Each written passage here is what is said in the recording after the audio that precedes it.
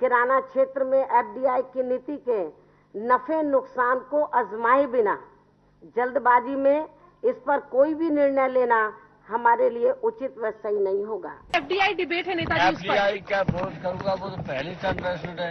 अब क्या यहाँ बोल रहा है, क्या वोट पर क्या करेंगे? वोट होगा अब तो जो बात है वो लोकसभा में कहूँगा। मायावती और मुलायम सिंह के रुख से साफ है कि वो अपने पत्ते लोकसभा में ही खोलेंगे।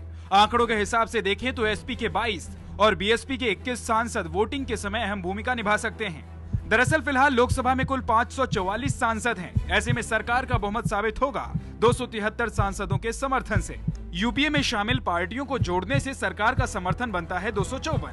ये आंकड़ा कांग्रेस के 206, डीएमके के 18, एनसीपी के 9, आरएलडी के 5 और छोटी पार्टियों और निर्दलियों के 16 सांसदों के समर्थन से पूरा होता है।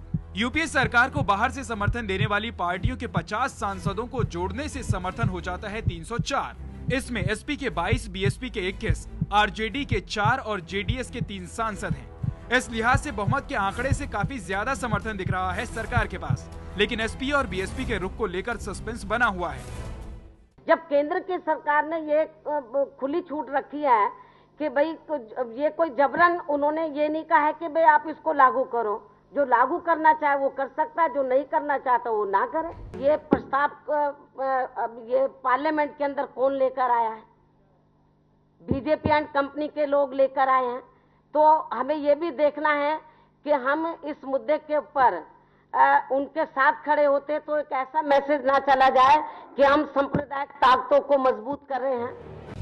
अगर बीएसपी और एसपी सरकार के खिलाफ न जाकर आखिरी समय में वोटिंग में हिस्सा न लें तो इससे भी सरकार की मदद हो जाएगी। 43 सांसदों वाली दोनों पार्टियां वोटिंग से अलग हुई तो 544 की लोकसभा में वोटिंग होगी 501 सांसदों के बीच।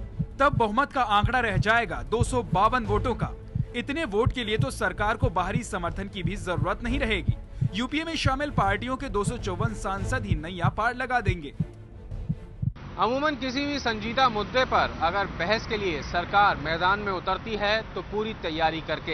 हालांकि इस बार भी सरकार ये कह रही है कि उसकी तैयारी मुकम्मल है, लेकिन इतना जरूर है कि सरकार की बेचैनी लगातार बरकरार है, और वो शायद इसलिए कि सरकार के सहयोगी दल लगातार परस्पर विरोधी बयान देते आ रहे हैं। ऐसे में बहस के बाद नतीजों पर सबकी निगाहें रहेंगी, विपक्ष की भी और सरकार के फ्लोर मैनेजर्स की भी। Ravi Dhiman, ABP News, Delhi.